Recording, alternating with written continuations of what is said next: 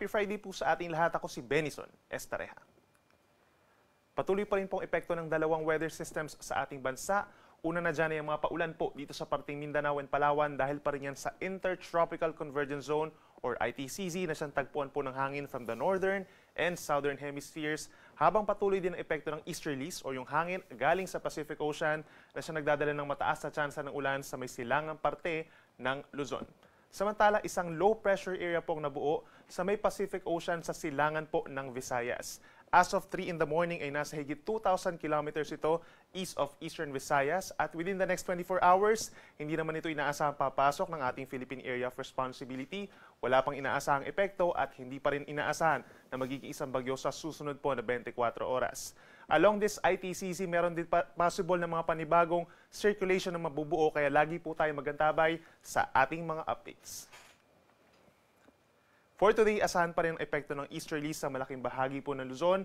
Magdadala ito ng bahagyang maulap hanggang maulap na kalangitan sa may Cagayan Valley, Aurora, Quezon, and Bicol region na sinasamahan din ng mga pulu-pulong mga paulan or pagkitlat pagkulog, lalo na po sa tanghali hanggang sa hapon.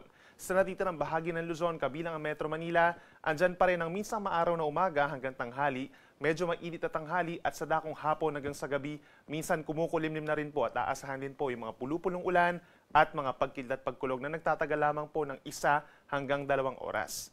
Temperature natin sa Metro Manila, posibleng mainit na hanggang 33 degrees Celsius, habang sa Baguio naman 17 hanggang 25 degrees Celsius.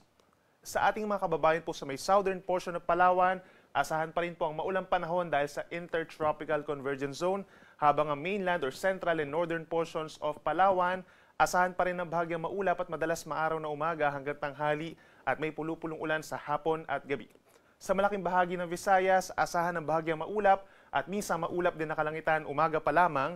May mga areas na maulan kagaya sa may Panay Island at sa may Eastern Visayas. Then pagsapit po ng hapon hanggang sa gabi, mas marami lugar sa Visayas ang magkakaroon ng mga pulu-pulong ulan or pagkidlat pagkulog, epekto na rin po ng Intertropical Convergence Zone.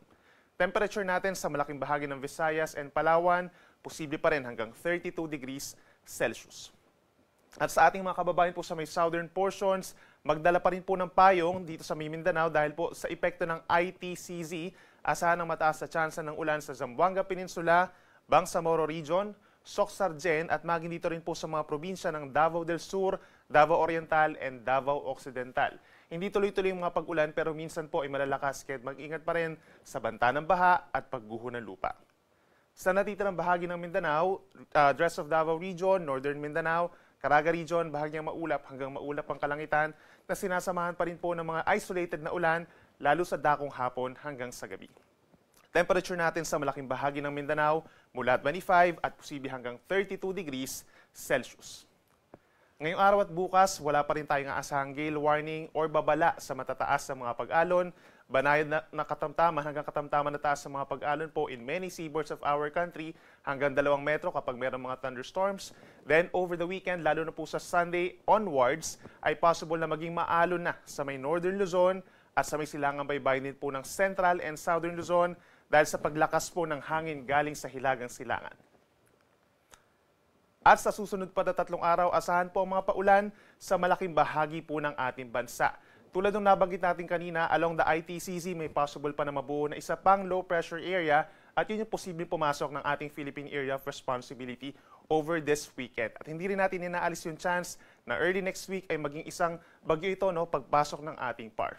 Samantala, yung ating ITCZ, simula po sa Sabado hanggang sa Lunes, magpapaulan pa rin sa malaking bahagi ng Mindanao and Palawan. Kaya mag-ingat po sa banta ng baha at landslides at lagi tumutok sa ating mga updates, heavy rainfall warnings, and even mga rainfall advisories.